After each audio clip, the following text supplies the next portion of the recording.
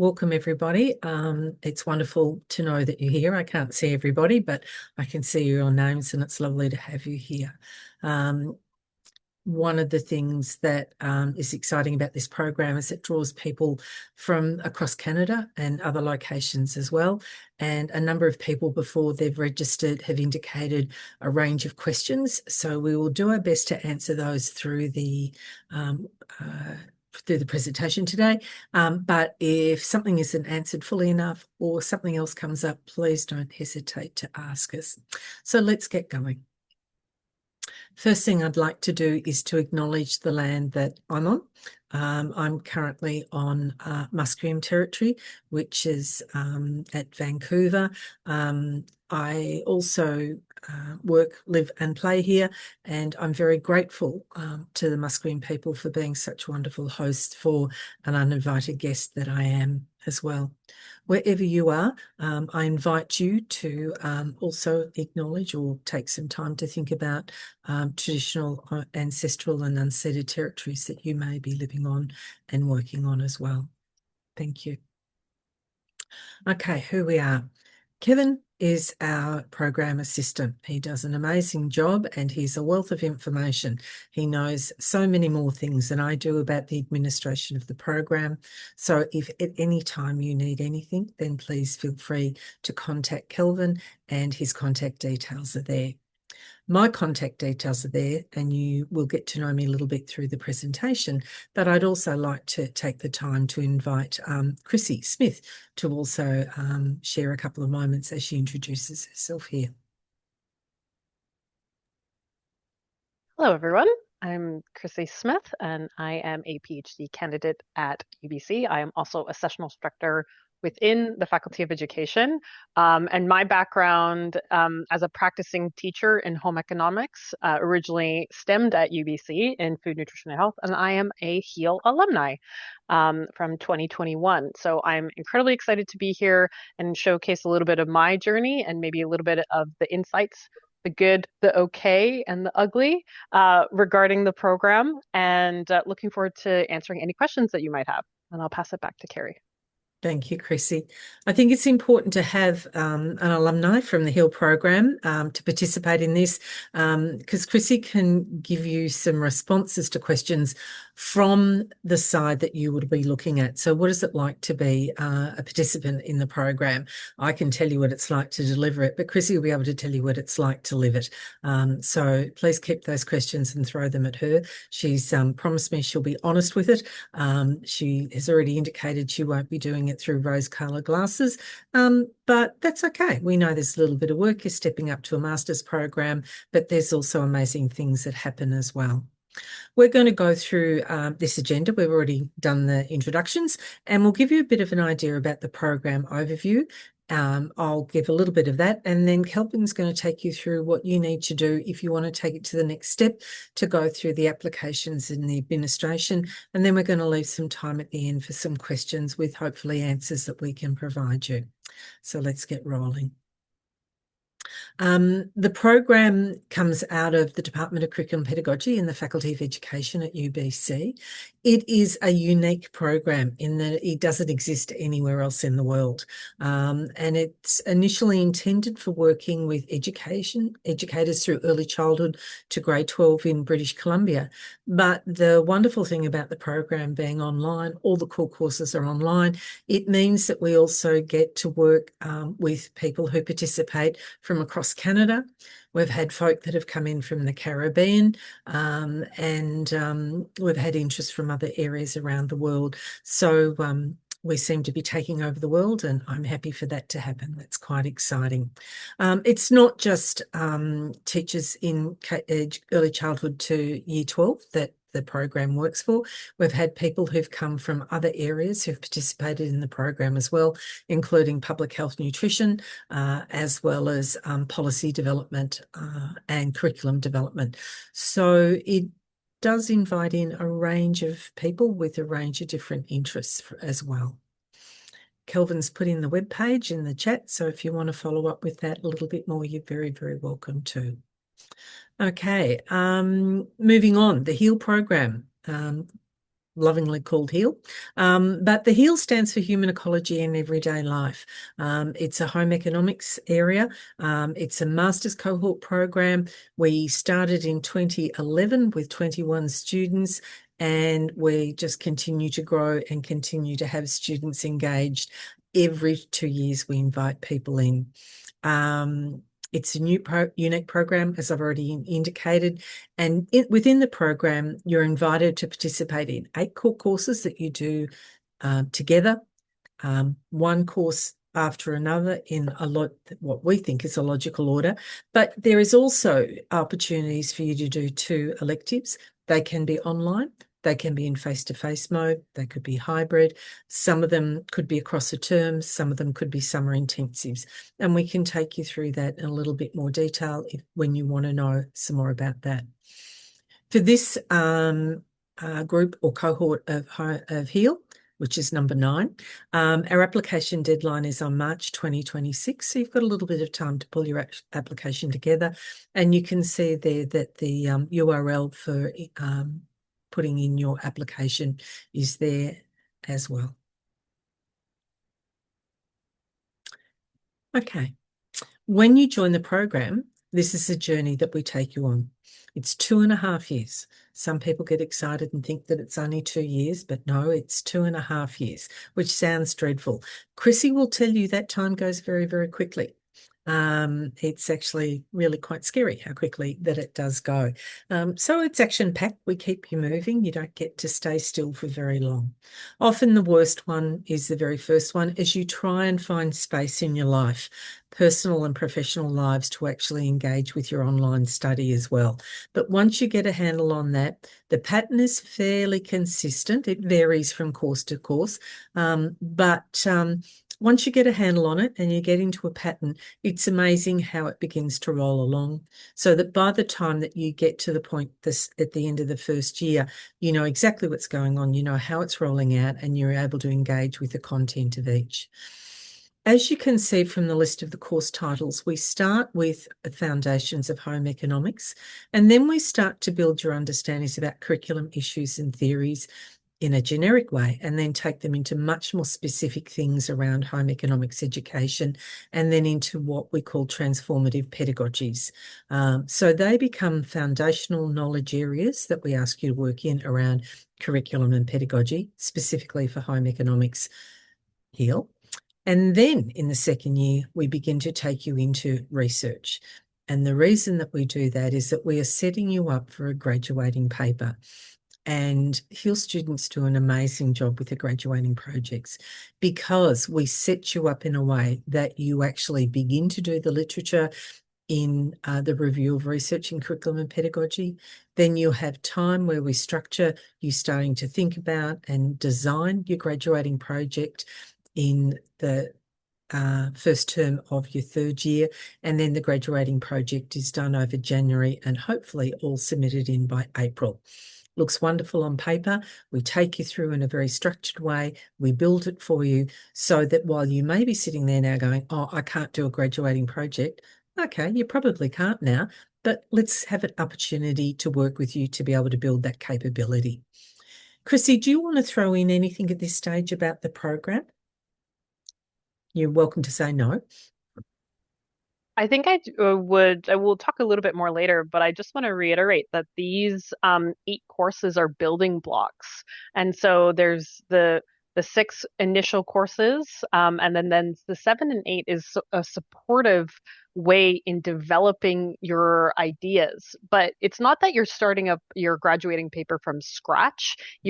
As Kerry has mentioned, you're truly building up on each course and drawing from different perspectives that you've actually done most of the work by the time you've got to the graduating paper, and that the master seminar in home economics education is I believe, a metaphor in weaving and wefting, and you're working all your understandings that you've learned throughout into building a final paper. And we'll talk a little bit more later about topics of interest and what you're interested in. But I really want to stress previous applicants have worried about the writing and being able to show up in that space. And you're communicating your ideas and thoughts in a way that is built up and you're supported from day one. And so we'll get to that in a bit. Thank you, Chrissy. Okay, Kelvin, can you take us to the next slide, please? Thank you. There are 8 core courses. All of those are online. But that only takes you to 24 credits and you need another 6 credits. You can take 2 credits in consultation to make sure that it's connected in with what you're interested in exploring and that it's connected in with HEAL program. So there is a level of interest that you and what you might want to pursue can come through. And these courses can be at the 300, the 400 or the 500 level. Some of them may be courses that are offered on campus, and some of them might be summer institutes, and some of them might be fully online. And so there are options that we can provide to you through that. The idea is that we're asking you to extend your understandings of home economics, but also allowing you to follow through something that's of interest or even a passion for you, so that you might be able to do something more about curriculum, a little bit more detail, but you could do textiles, you could do food, you could do family. You can do family and sustainability, agriculture in the classroom, and Indigenous education. So there are options that follow through from there. Again, Chrissy, can you throw in about the ways in which you and your cohort colleagues saw the electives and how you engaged with them? Absolutely. And I think part of the HEAL program is to cater to your needs. And many previous, I guess, alumni come from multiple sectors, including hospitality. I worked with a professional home economist, but the majority of people enrolled in HEAL are practicing educators. And these on-campus courses support an online program where you are able to come into either UBC Vancouver or Agriculture in the Classroom is hosted in Abbotsford, British Columbia.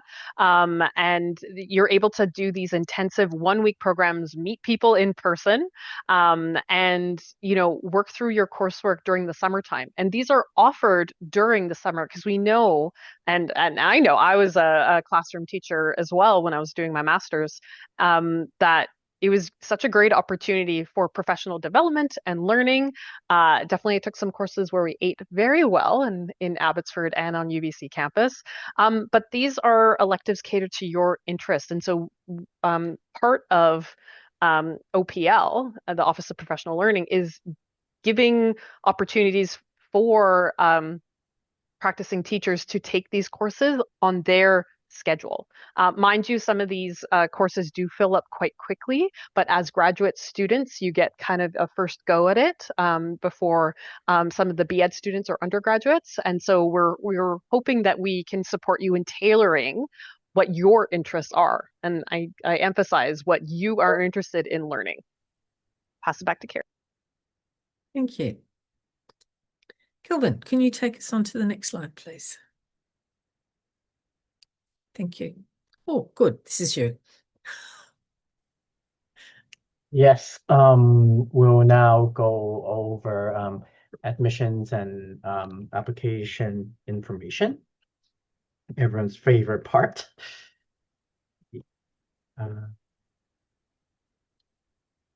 Okay, so all students must meet the admission and application requirements for both the Faculty of Graduate Studies and also the program.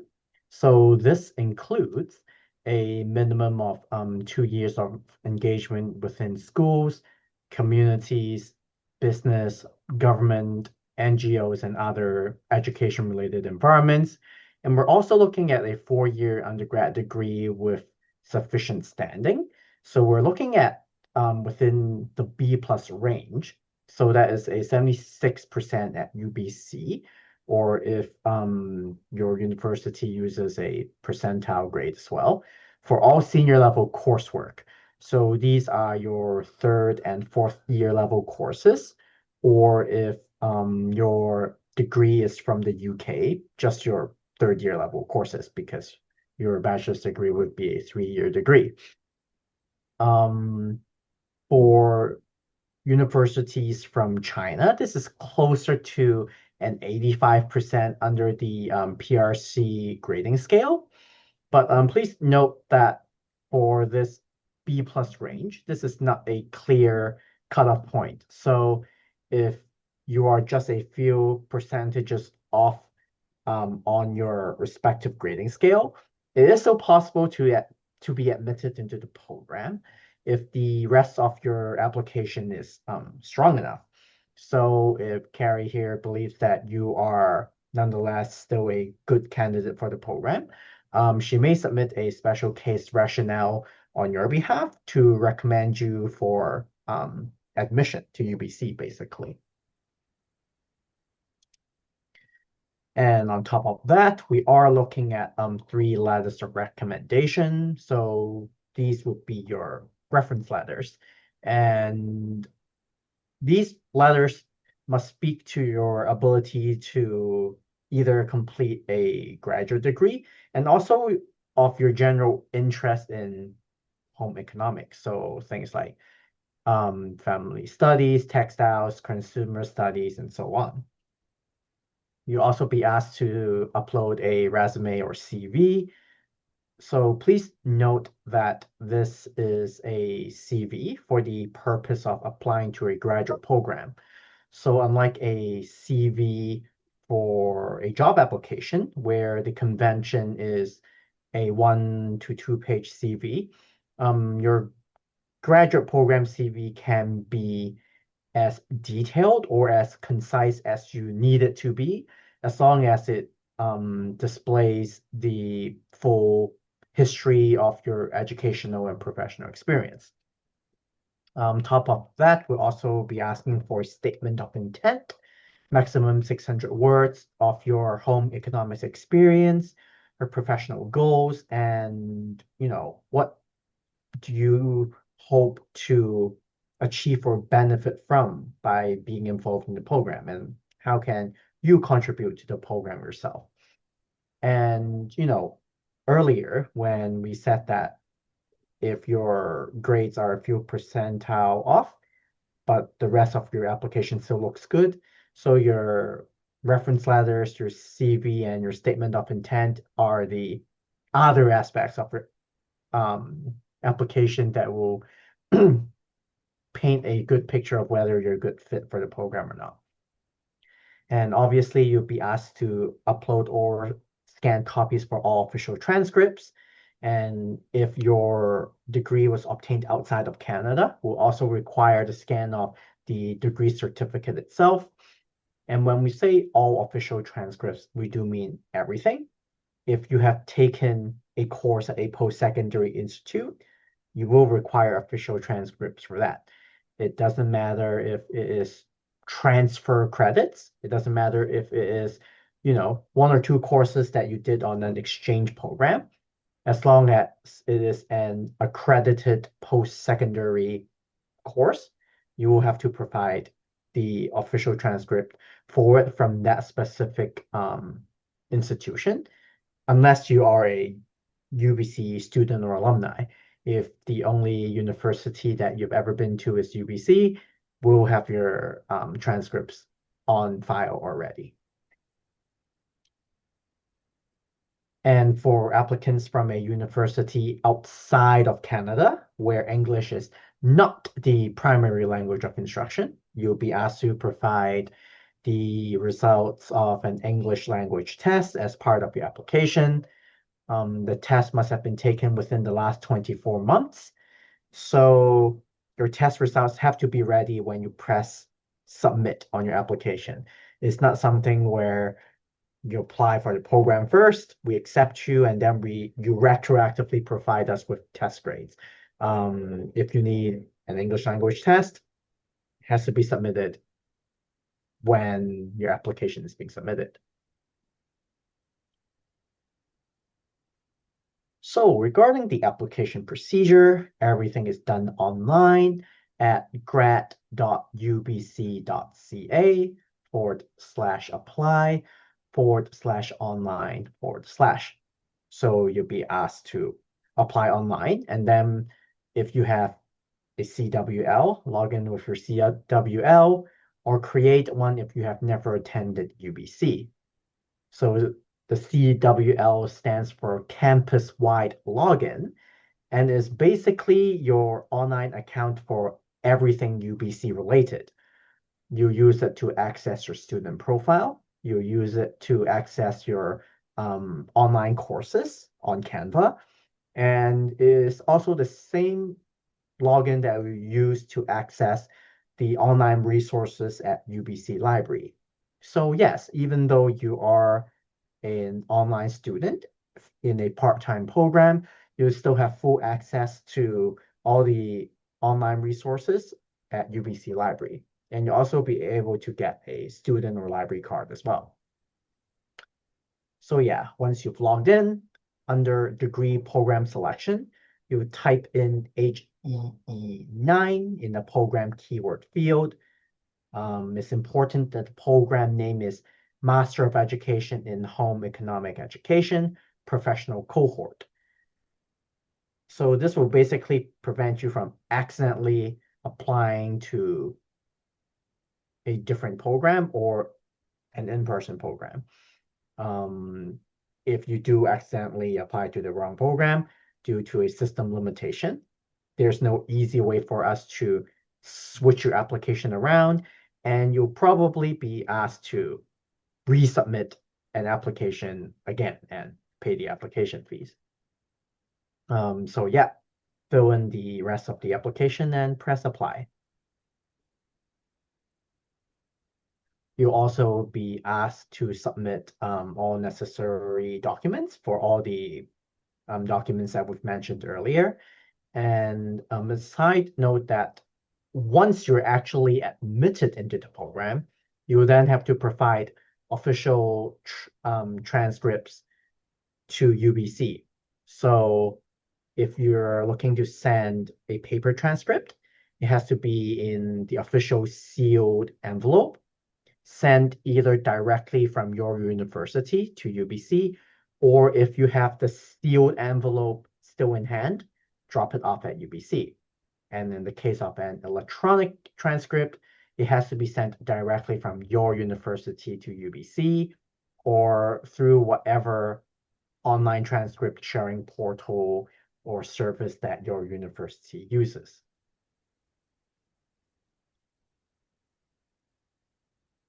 So let's talk a little bit about references.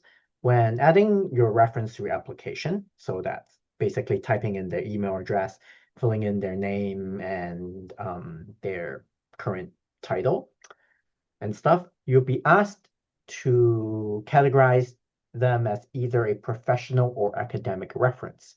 So an academic reference are those who know you in an academic capacity, example, professors or instructors. And professional references are those who have supervised you in a work setting. So think principal, vice principal, or any other supervisor or manager if is from a non-educational background. And we do understand that for some applicants, it might not be feasible for you to obtain an academic reference anymore. Maybe it's been a while since you've done any school, and all your former professors and instructors are either retired or no longer reachable. And in those cases, if it applies to you, we will accept 3 professional references as well. And for your references, we strongly recommend them to submit electronic reference letters. Simply fill in the email address of your 3 references when completing the online application. So references with official email addresses, so things like at ubc.ca, at whatever school district.ca, whatever organization.com, things like that. Email addresses with a professional domain. They will receive an email with a link and instruction to either complete the reference form or to upload a reference letter. However, if your reference uses a free email address, so example at gmail.com, at hotmail.com, or at yahoo.com, or if they just choose to send a physical paper form, they will instead get a link to a paper form that they can print out, fill in, and send it to UBC. So what if your reference want to write a reference letter and not just type in a form? That is okay as well, as long as they address everything that is asked in the form. And if your reference wants to go above and beyond, they want to write a letter separately and also fill in the form, that is okay as well. We will accept both.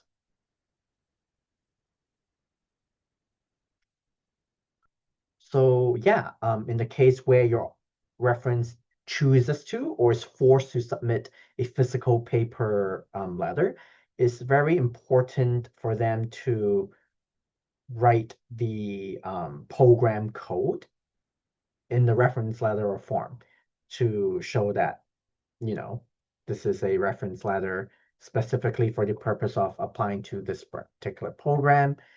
And they will also have to put their signature on the seal of the envelope. All of this is basically to prevent academic reference fraud, which has happened before.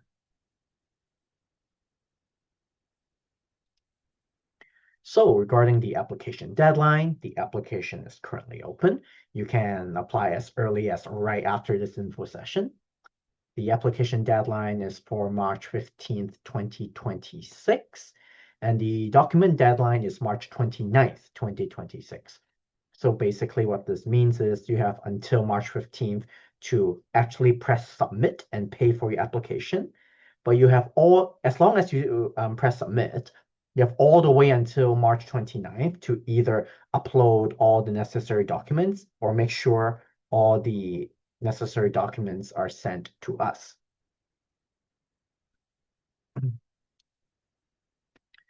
So regarding tuition, there is a difference in tuition between domestic and international students. As long as you are a Canadian citizen or a permanent resident, it doesn't matter which country you're living at right now. If you are a Canadian citizen or a permanent resident, you will fall under domestic tuition fees. And for everyone else, no matter where you physically are, you will fall under international tuition fees. So graduate tuition is assessed as an annual program fee that is divided into 3 equal installments that is due at the beginning of each term. So it will be due in September, January, and May of each year. It is payable over a minimum of 8 installments, and that is basically one for each term of your program. If for some reason you require additional terms to finish your program, let's say it is taking you a lot longer than you expect to finish your graduation paper or research, and you require maybe a 9th or even a 10th term, there is additional cost per extra term, but that additional cost is only, I believe, roughly $800 to $900 of tuition per extra term. Tuition is charged as a whole program fee and not assessed on a per credit basis. So basically what this means is if you end up taking less courses, maybe you have transfer credits. Or if you end up taking more courses, maybe you just want to take more electives for your own personal interest or professional development. No matter how many courses you end up taking, your tuition fee will remain exactly the same. You won't be paying any less if you take less courses or finish the program earlier, and you won't be paying more if you decide to take more courses. So basically, this is a good opportunity for you to take advantage of. We encourage graduate students to take additional electives if it suits their personal interest and goal. And you will still be paying the same amount of tuition as long as you maintain the right GPA to stay in a graduate program. It does not matter how many electives you decide to take. Tuition may be raised by up to 2% annually, and if there is an increase, it will be announced in the spring of each year. Regarding funding eligibility, since this program is part-time and is designed for students that are working full-time and doing this on the side, is thus not eligible for traditional student loans or other types of funding. However, if you're able to secure third-party funding yourself, that is completely okay. So as an example, if you're a teacher and your school district has funding for students to get a master's degree, and they do not care if the program is part-time or online, then yes, you are potentially eligible for funding through your school district. Or maybe the province or country that you're from has funding for student doing a degree and they don't care whether it's part-time or online. If that is the case, sure, you can go ahead and secure your own funding.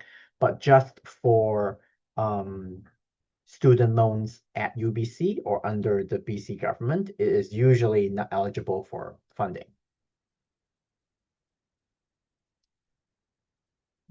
So on top of tuition, there are student fees, and they vary from term to term, and you budget for approximately $800 to $900 per term.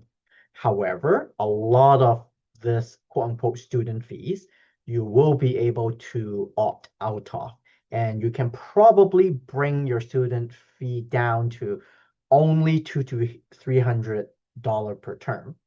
So things that you are able to opt out of include the medical and dental plan if you have your own coverage, or if you live outside of the Greater Vancouver area, you'll be able to opt out of things like the U-Pass as well, which is the local public transit pass. And there are also other small fees here and there that you are able to opt out of. And fees are subject to change annually, and only information in the UBC calendar is official.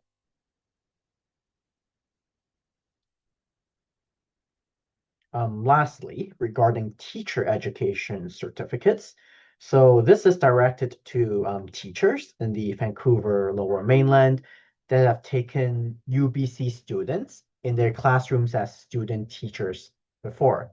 So if this applies to you, you may be eligible for a tuition credit.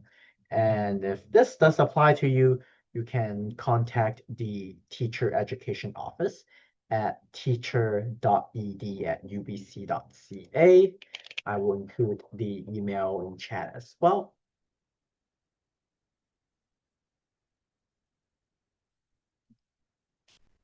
So yeah, that's everything regarding admissions and application procedure. Everything that I've talked about so far is also available on the program webpage if you need to reference. And the floor is now open to Q&A.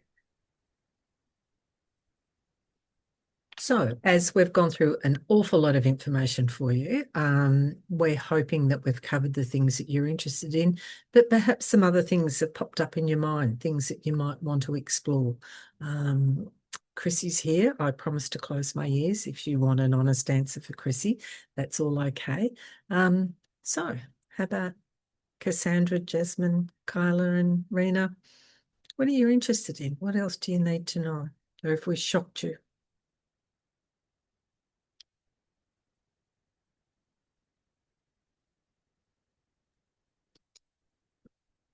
I could open the floor and oh, Rena, go for it.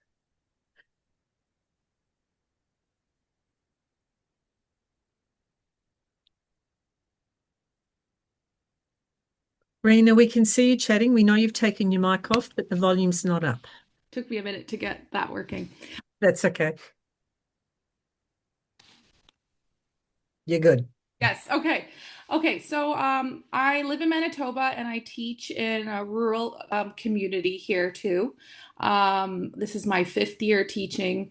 I teach grade 8, so I teach general subjects. I am a human ecology grad from the University of Manitoba, and when I did my teacher education program as well at the U of M, it was a 2-year program, and I did specialize in home economics and I guess French. So my question is, since my education, I actually haven't taught human ecology. I did a small practicum in home ec, but I really haven't done anything since then. I have pursued my professional home economics, I guess you want to call it certificate with MAHI in the province. And so I still feel connected with human ecology, and I feel like that would be my next step. But my main question is this do I fit in if I'm not actively teaching home economics? Okay, great. Absolutely. And that's not a problem. And if it is, it may give you an opportunity to reconnect with something that you're particularly interested in. We have someone in the current cohort who is an elementary teacher and has never been involved formally Right. with HEAL. And we're swinging that person over to the dark side and bringing them into HEAL and home economics. So we're pretty generous with who we engage with. And if the ideas and the thoughts are something that help you in your professional life, help to connect you with home economics and HEAL as well, then that's a wonderful thing. The only thing it doesn't do is give a teaching credential, because we automatically assume if someone wants to teach, they already have that. But other than that, it might well be some information and ideas that you pick up that are just as applicable for areas besides home economics and HEAL. So that's the long answer to your question, Rena, which is yes. Okay, perfect. Come on Okay, in. and then I have one more question. I don't know if anybody else wants to ask questions. No, I think so. I think we've got time with such a few of us. That's okay. So I understand the program is like fairly scheduled in that it's a 2.5-year program, and then you take certain courses in order, and I understand that. If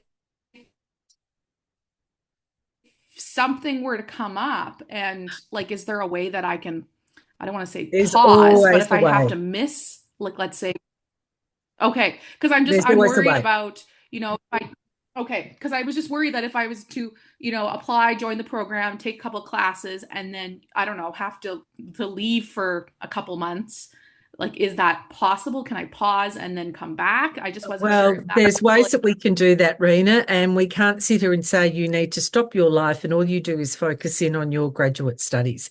The number of babies that we've had within the HEAL program is quite significant. Okay, that's as what I'm getting one at. example. But we also have folk who not only have to care for younger people, but also older people. So intergenerational care has also been something that, we have to work with. My response pretty readily is, for goodness sake, we're home economics, family first. We really do need to step up and practice what it is that we preach. And there's always ways of working around things. If you have to take some leave, you might, depending where it is, coming back for it, catching up the class with the next cohort is then a way to do without feeling like you lost track with the group that you've started with. We can put you back in with them, but then go back and join the missing class for the next cohort. Or if worst comes to worst, we'll find another way to look after you. We have done previously. We want to make sure that when we bring you in, we see potential with you to do well, to thrive in the program. If life gets in the way, we find ways to work around that and support you. Yeah, and just to Great. just Okay, to that's my add question. just to add to what Kerry has said, there is an official policy for UBC grad school to facilitate things like this. It's called a leave of absence, and I have shared the link in the chat. And basically, as Kerry has said, it grants graduate students the opportunity to go on leave for a variety of reasons, perhaps professional health, family financial, and all that stuff. For master students, it is up to a total of 12 months. You can either take that 12th month of leave as a large chunk, or you can divide it into, the various terms. So 4 months, 4 months, 4 months, stuff like that. Anything on top of that, anything beyond 12 months, will require a case-by-case review by UBC grad school. And that's usually reserved for individuals with health complications or written down documentation that would prove their inability to continue the program and require extra leave, basically. But yes, it is possible. And if you foresee yourself once you're in the program that, let's say, oh, the upcoming term, there's no way I can do school, let us know as early as possible, and we will be able to look into your case and submit the relevant paperwork. Just don't 1 week into the program and then tell us that you can't do it if you knew beforehand that you won't be able to do it. Preemptive paperwork is always easier than retroactive paperwork. And that is not necessarily our stance, but the official stance of UBC grad school. So yeah. Yep. The other thing that people often look at is the money, and is the money worth it? And Chrissy certainly can talk to this, but my understanding is that having obtained the masters, there is a bump in pay scales. That means that in the subsequent 2 to 3 years, you've actually paid yourself back. Now, that's a pretty significant way of looking at it. Reality bites that you've got to pay it up front first in order to be able to get it back. But it's a matter of balancing all of that out. Chrissy, have you got some thoughts on the response to getting, the value back by bumping your pay scale? Absolutely. And I've been holding all my stories. So the first is the kind of financial aspect. The second is kind of the life aspect. And the third is, what do you nerd out on? So I'll hit all three. So the financial aspect. So I was a K-12 practicing teacher, and I took the HEAL program while I was working. Now, I was in a situation where I was kind of curious about the HEAL program, and I actually took my electives before I started in 2018. And so the summer of 2017, 2018, I took my electives in advance as an unclassified student at UBC. Now, I had to pay out of pocket for that. And so I was in a financial situation where I was able to work that out. But with the enrollment within the HEAL program, you pay in installments. So while you're taking, while there are 8 installments, you're taking 10 courses throughout the 2.5 years. And it is per installment. So we have our core courses from 1 to 6, then the graduating paper. It's 1 a term for 8 terms. And then you take your electives usually in the summertime. And that's usually the focus of, if you are a practicing teacher, there's more opportunity. And it's incredibly exciting. There are online courses as well. So if you are unable to make it out to UBC Vancouver, that is totally fine. I was just looking at my notes. We have 7 Manitoba graduates, and I think we have 3 of them in the current cohort in HEAL 8. And 3 of them actually came out from Manitoba this past summer for the 1-week intensive, and it was really cool to meet them in person. So the financial aspect, I had that kind of flex with where I was at in my life to do those electives, and then the transition into the life, as Kerry has mentioned, family first. And I started September 2018, and we all know what happened in 2020. And thankfully, Kerry was my instructor when the world shut down. And what was really exciting at the time is nothing really changed because it was all online. It was all accessible online.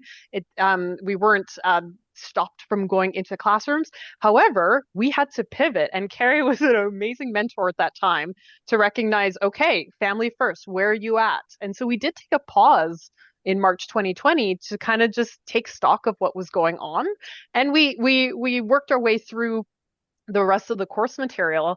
And it was incredibly fascinating because home economics came to the forefront. We were all in our homes, and that was the dialogue.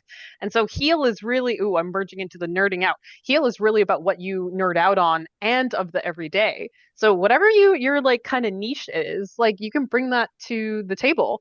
But in terms of balancing work, life, and school, if we're going the good, the okay, and the ugly, as a practicing teacher, I was still able to work my way through the course material. I kind of designated Thursday evenings as my okay, this is what I'm working on this week because my Friday lessons were done, and then I would work a little bit on the weekend. But it is such a flexible schedule within each week, and so like we said, it's not like, okay, go off and frolic and do your own thing, but it is where the HEAL program is supportive of your needs and your practices. So you're able to balance all the things. But again, if life happens, communicate with your instructors as need to.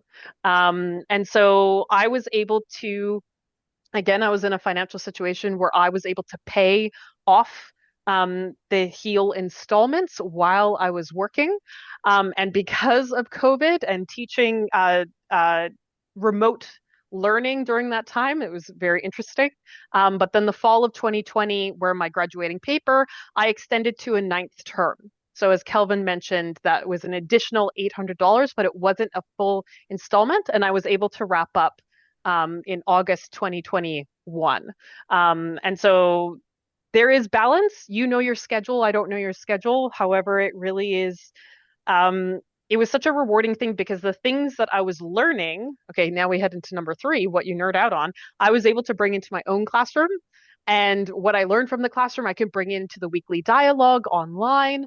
And my culminating paper was on food literacy, and I titled it More Than Just Cooking, because there's a misconception that home economics is just cooking and sewing. And so my background's in nutrition, but I really kind of resonated with food literacy, and I nerded out on that. And so every course that I went through, I kind of tailored it around food literacy. It's not that I was the only thing that I was talking about, but I was able to build up my final graduating paper with student samples. I didn't need ethics for that. And so that's another layer that we can support you with. And so I was able to build up on my knowledge from my undergrad, my Bachelor of Education, and my master's to create a culminating thing. And then I have somehow come back to do my PhD within food literacy and understanding what other teachers are doing in their pedagogical practice. And so if I can lob anything at everyone here is, what do you nerd out on? What excites you about education? It doesn't need to be food literacy. It is family studies, it's human ecology, it's elementary school teaching. We had a teacher in my cohort who's focusing on school gardens. Where's my cheat sheet? School gardens. We had textiles. We had culinary arts education. We had students who did a curriculum analysis. We did students who did a historical analysis. So it really is whatever you wish to shape your own nerding out in to create this culminating paper. But it's not like, oh, course number 7 and 8, okay, bye, we're never going to talk to you again. No, it's constantly built up throughout courses 1 through 6, and it's practical. It's relating to you of the everyday. And some HEAL cohort students were not in classrooms, but it is how they could engage in their either community settings or professional settings. Again, I mentioned the professional home economist from Alberta. And so she analyzed, oh, I forgot what she analyzed. She analyzed, standby.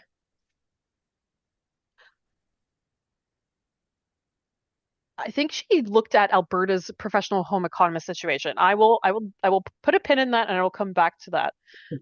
But yeah, that's kind of my like, what do you nerd out on? What does your life look like? And are you able to kind of work through the financial installments? But it is at like Kerry said, the first course can be very overwhelming as you try to figure out what that student hat looks like, but you're also your human hat. And then if you're teaching or professional work, you have that hat on and life happens. And if family comes first, then we'll make it work and we'll support you in that process. In the delivery of the programs, because one of the questions that came in with the registration, I don't think it was anyone that was here, but asking about the time commitment and the synchronous asynchronous balance. As far as I know, all of the core courses are essentially asynchronous. In the course that I'm running at the moment on transformative pedagogies, Saturday, the 15th of November, we actually came together on Zoom, where all of us on that Saturday morning, and there were presentations and activities and things that were done. But that's unusual. That's the exception. And I gave people 2 months warning that that date was coming up, that they had to set it aside. But other than that, it tends to be asynchronous, which for some folk isn't ideal, that they like the personal, the in real time connection. But you can always find time to actually come together and chat. And in fact, in the cohort number 7, we had 2 folk that during that presentation I just talked about on the 15th of November, they actually went to one place and actually presented together from that, so that they were actually connected geographically, but also in terms of the work that they were doing, that they were able to do that. But it's largely asynchronous, and I'm going to say 98.5% of the time. But you can make it more than that if you want. If you connect with somebody else, you've got the contact details. If you want to spend more time with them, talking through things, doing work together, that's all possible. Now, time commitment. I always find this one an interesting one. It's, kind of like how long's a piece of string? If you were in a face-to-face class, you would be there for 2 to 3 hours. And the advice then after that is you should be spending an equivalent amount of time reading, doing whatever your assignments are. So, that can be anywhere from 4 to 6 hours a week, depending on where you're at. 4 hours, I think, would be a minimum, because you've got articles that you need to read. You have posts on the weekly discussions that you need to put down about your own thoughts. And then there's a time where you go in and you react to some of your colleagues' thoughts as well. That takes a place of classroom discussions, so that there is that chance about being able to listen to what other people are actually thinking. It's asynchronous simply because people are spread across Canada, if nothing else, different time zones, and so coming together is often problematic. When I deliver a course, I usually do a Tuesday night. I have an hour drop-in session. So that if you've got an issue, if you've got a concern, if you want something clarified, you can come into my drop-in sessions and we can talk about that. I've got 2 folk from Manitoba at the moment who just come in and just want to gossip with me. It's really interesting. I'm learning a lot about their colleagues in their school and how they interrelate with each other and the sorts of students that they've got this year compared to when I had them 12 months ago. And that's fun, and I quite enjoy that as well. It's nice to be able to connect that way. But it does give you that support if you need it as well for course-related things. And colleagues will do their own thing, but I think a couple of them are picking up on the idea of drop-in sessions as well. I think I've exhausted all the questions that I had on the list from that Kelvin sent through. Just double checking. Kyla, I understand that you're doing your homework and you're getting things organised. Please do. Be well prepared always. But yeah, don't take too long. I just had an additional thought Yeah. as you're talking about colleagues, because I went through with a friend of mine, and thank goodness for her. Oh dear. But it was just someone to kind of go back and forth, and I definitely attended Carrie's meetings on Tuesday night. Wasn't expecting me, but I'd show up anyway. But I do think even though, again, the third component, what do you nerd out on? So my thing was food literacy. My friend, as she navigated different types of teaching, she actually, I met her during the BEd program, and she was doing her home ec as a second teachable. And so her first couple years teaching, she was within home economics, but she ended up within social studies and English, which were her discipline areas. But what she focused on, because she was like, oh, I'm not sure what I'm interested um, in regards to like kind of a culminating project, but she was wondering how she could connect with it. She actually did hers on teacher burnout and within the framework of human ecology and how we connect within the world. And so while it wasn't necessarily a home economics specific area, like I said in the chat, it's interdisciplinary, cross-curricular, across ages, and all around the world. And so that was her connection to exploring through that lens. And each project that we did, she did different subject areas and topics, where I was very like, oh, food literacy and kind of curious about that. So if you don't know what you nerd out on, this is an opportunity to explore what you nerd out on. And within your interests. And we're here to cheerlead and support you and give you different articles and resources that you can kind of explore on your own journey. And it is a journey. It is a 2.5 year journey. So we are here as cheerleaders on the side. I'm aware of time and I appreciate your patience for hanging in here. Rena had to skip off, and that's okay given the time. You have our contact details.